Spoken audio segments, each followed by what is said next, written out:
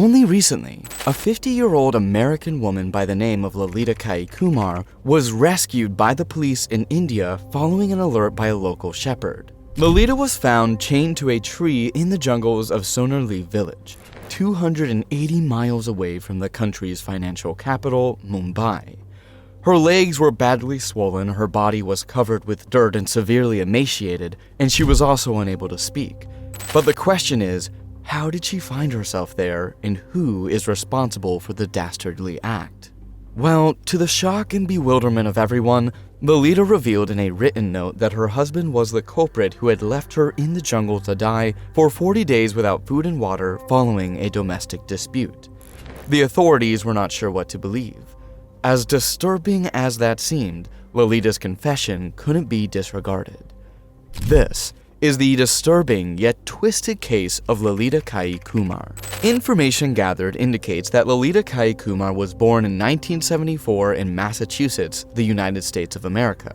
She's 5 feet 5 inches tall and has black eyes with salt and pepper hair color. Not much is known about her parents or educational background, but from all indications, she lived all her life in the United States before relocating in 2014. Following how calm and collected she had been to the police officers and the hospital staff, who are now a little familiar with her, she seems to have been a nice and welcoming woman during her youthful days. Her purpose for moving from the US to India was to study yoga and meditation in the city of Tamil Nadu. But soon after arriving in Tamil, Lolita met and fell in love with a Tamil Nadu man who is currently identified as Satish.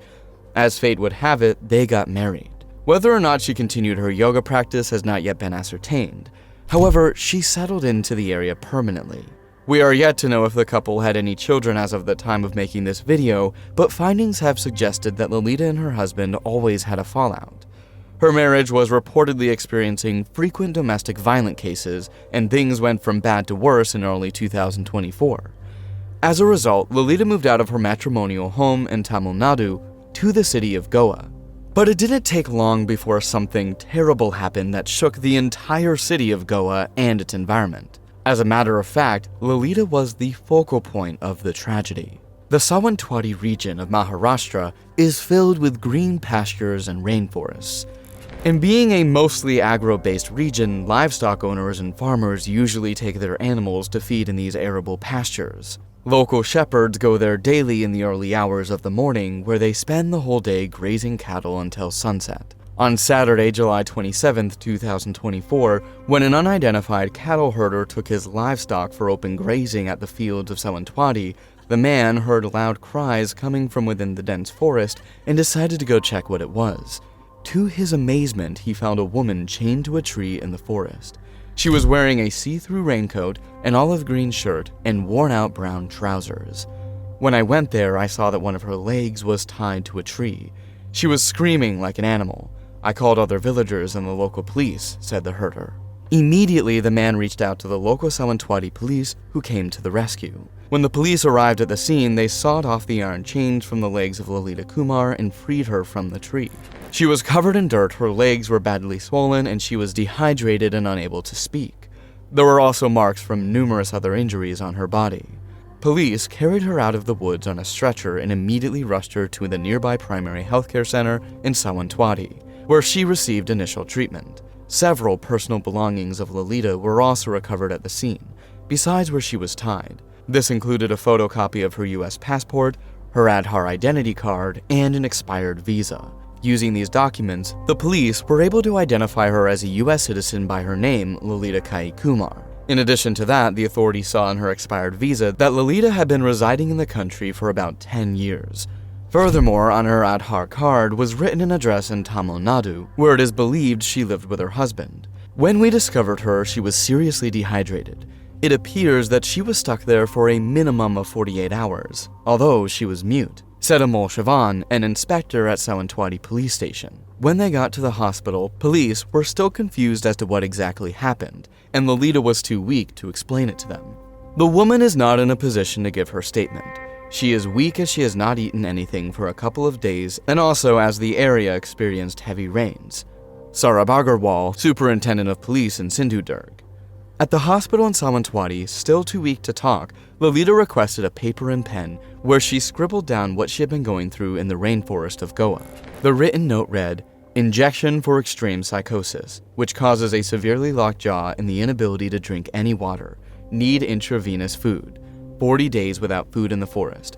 Husband tied me to a tree in a forest and said I would die there." The information came as a shock to the police and doctors and everyone present. Doctors battled to save her life at Sawantwadi, but they could only do little as Lolita was in a very deplorable condition. As a result, she was transferred to another hospital in Oro, Sindhudurg, for better treatment and attention. But that was not enough, as her condition worsened and she required advanced levels of treatment. Moreover, the previous hospital she was taken to had notified authorities of her mental illness, which needed specialized attention. So, for the third time, Lolita was transferred to the Institute of Psychiatry and Human Behavior, Goa Medical College, at 12:24 a.m. on Sunday, July 28, 2024. A few days later, Dr. Shivanand Bendekar, Dean, Goa Medical College, revealed that Lolita's condition was now stable but hinted at a mental health issue that had been discovered. She has some wounds on the leg which are being assessed by the surgery department. She appears to be suffering from a mental health condition. She is not speaking much and only communicates through writing in response to a question. We do not know for how long she did not eat, but her vital signs are stable. A board is meeting on Tuesday to assess her mental health and if there is any history of illness. After the hospital board meeting on Tuesday, July 30th, 2024, an update was provided on Lolita's condition. She is out of danger, but she is suffering from severe depression and other mental health illnesses. We have found medical prescriptions in her possession suggesting she was on antidepressants. Following this report, the authorities decided that it was better to keep Lolita under scrutiny at the hospital, where she would be looked after until her full recovery. Despite how grave the situation looked, the police couldn't carry out an investigation without knowing the full story, so they gathered pieces of information from Lolita's written note and what they could find in her belongings. She could hardly speak but managed to say a few words. She scribbled in English on a piece of paper, claiming that her erstwhile partner left her there. "We are trying to trace him to verify this," said a Sindhudurg police officer who requested anonymity. But that was not all, as they also stumbled on a note in Lolita's bag with the inscription, "My former husband," which led investigators to believe that he lives in Tamil Nadu. We don't know for how long she was tied to that tree. We believe her husband, who hails from Tamil Nadu, tied her there and fled. The man, named Satish, has been declared wanted by the police, while a widespread manhunt is currently being carried out in Tamil Nadu, Goa, and other nearby villages in a bid to trace him.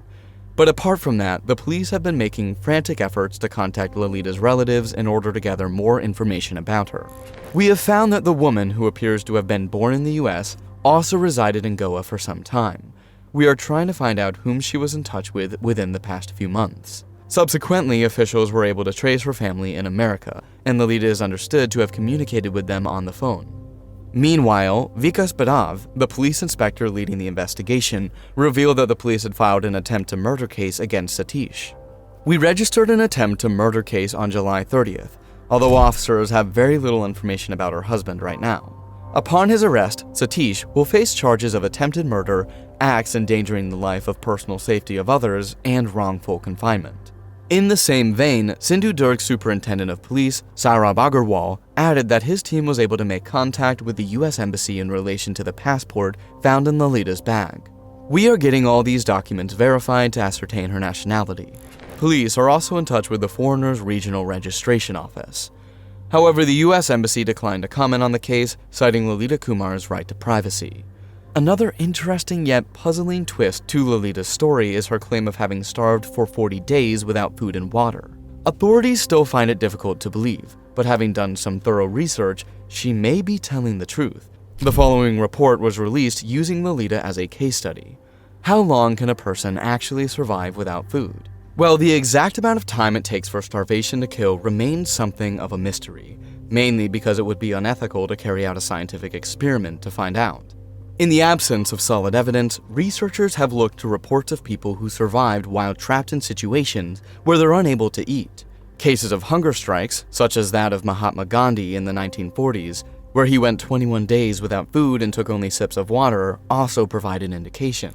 Furthermore, in a 1997 article in the British Medical Journal, Michael Peel, senior medical examiner at the Medical Foundation for the Care of Victims of Torture, cites well-documented cases where hunger strikers have survived for up to 40 days.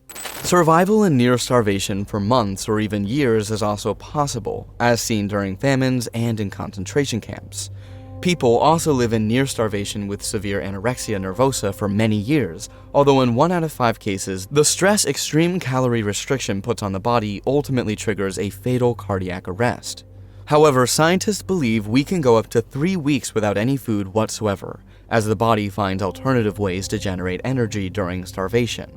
So, on the other hand, there is every possibility that Lalita Kumar actually stayed 40 days without food. But why was she unable to speak? Despite efforts to get Lalita to talk, she remained mute throughout the interrogation up until the moment she was taken to the hospital. Several reasons contributed to this problem, mainly lack of food. Generally, it is proven that starvation causes the human brain, digestive and endocrine systems, as well as the cardiovascular systems, to behave abnormally and then fail. After just a few days without food, the body begins to break down stored fat and then muscle tissue for energy, a process called ketosis. This explains why she was so skinny and emaciated. Moreover, hallucinations and delirium, extreme cramps, stomach pain, bloating, nausea, and vomiting were some of the symptoms Lalita experienced. But the worst part of these health challenges is the brain damage that occurred, which doctors noted at the Goa hospital. The psychiatric problems and mental instability occurred in the process despite her survival and in the absence of water. Lolita's organs were already failing, coupled with dehydration. Why did she demand an extreme psychosis injection? Lolita's request for an injection at the hospital came as a surprise, but before this, medical prescriptions were one of the things discovered in her personal belongings in the jungle where she was rescued. That simply means she was on medication before the incident occurred.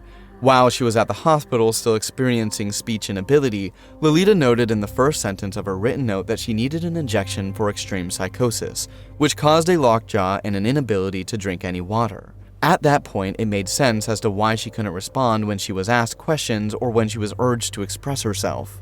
She, however, continued by writing that she needed an intravenous feeding. Somehow, that was exactly what she needed. You might be wondering what an injection for psychosis is, what it does to the body, or what an intravenous feeding is. Well, Lolita's demand for these procedures needs to be properly understood in simple terms. First of all, the antipsychotic injection commonly used to treat extreme psychosis can cause a range of distressing side effects, including dystonia, which can lead to a locked jaw, which is called trismus. Now, this involuntary muscle contraction can make it difficult to open the mouth, speak, eat, or even drink water. In some cases, the locked jaw can be so severe that it interferes with hydration, leading to dehydration and other complications. The injection can also cause dysphagia, which is a swallowing disorder making it challenging to swallow liquids, including water, and this can further exacerbate dehydration and electrolyte imbalances. The combination of a locked jaw and swallowing difficulties can make it essential for patients to receive close medical monitoring and alternative hydration methods, such as intravenous fluids, to ensure their safety and well-being. And that was what Lalita Kumar was asking for. So, what makes intravenous feeding the best solution to Lolita's condition? Basically, intravenous feeding is devising ways a patient can eat when he or she cannot eat the normal way, and it is used when the digestive tract cannot adequately absorb nutrients, as occurs in severe malabsorption disorders. Intravenous feeding can be administered through 4 methods, which include the central venous catheter, the peripherally inserted central catheter, the midline catheter, and the peripheral venous catheter. A central venous catheter is inserted into a large vein in the chest or arm, allowing for high-calorie solutions to be delivered. A peripherally inserted central catheter is inserted through a vein in the arm and guided to a larger vein in the chest, providing long-term IV access. A midline catheter is inserted into a vein in the arm, stopping short of the heart, and is used for shorter-term IV therapy, and a peripheral venous catheter is inserted into a small vein in the arm or hand and is typically used for short-term IV therapy, such as during hospital stays. The exact method that would be used for Lalita Kumar wasn't disclosed, but those are the more likely options the hospital staff went through to help her with her condition. As of the time of making this video, officials say Lalita Kumar is doing fine, but remains under observation and is suffering from psychiatric issues. She is reportedly weak and not in a position to give her statement to police at this time. However, there were hopes that, upon her full recovery, she would be able to narrate the entire story to the authorities. However, it didn't take long before another mind-blowing revelation was made. This time around, Lolita's predicament became more confusing than ever before. While still receiving treatment at Goa Medical College, doctors over the past week have revealed that Lolita's health is getting better. She eats, walks, and also exercises. She is under treatment, and we are also giving her some nutrients that her body was lacking, said Dr. Sanghamitra Phul, the superintendent of the psychiatric hospital where she is being treated. Meanwhile, on August 6, 2024, barely 10 days after she was rescued, Lolita recanted her previous story. All that the authorities had earlier known about her became a myth overnight. To their shock, Lolita revealed that she wasn't married and was likely suffering from hallucinations when she made her first statement. She also told investigators how she purchased the locks and chain and shackled herself to the tree after having been distressed because her visa had expired and she was running out of money. This traced back to the day when she was rescued from the jungle, where among the items recovered, she also had a mobile phone, tablet, and 31,000 rupees, which is about $370 in her possession. With an arrest warrant issued for her supposed former husband, Satish, the case is now in a controversial twist. The question now remains, should the investigation continue based on her former revelations, or should the police throw it under the carpet? Well, what becomes of the case will be known in the coming weeks, but for now, all fingers are crossed. And that's where we draw the curtain on today's video. We hope you enjoyed it and want to say thank you for watching. Do you think the police are on the right track in the ongoing investigation and should go ahead to search for and arrest Lolita's husband, Satish? We'd love to hear your opinion on this rather twisted story in the comments section below. Also, don't forget to like, share, and subscribe to our channel for more true life stories like this. See you in our next video. Bye.